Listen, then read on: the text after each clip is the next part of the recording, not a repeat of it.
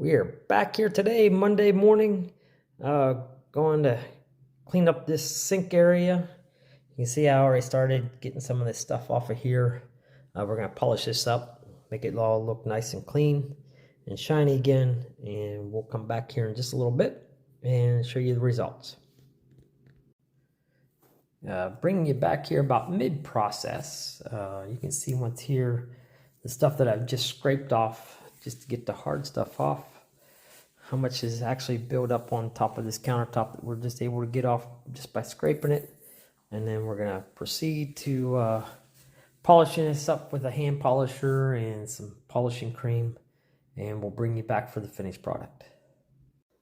We are back today. Just finished this job up. The homeowner got all the faucets back in, but as you can see now, the lights shine in the granite again all around the sink here. Even behind, we can see the light shining, backsplash. So that's all nice and polished and clean. And when we look at it from this angle, this gives you a better angle of it, look of it. So all in all, this countertop came out really, really good. And we'll catch you next time. Thanks for watching.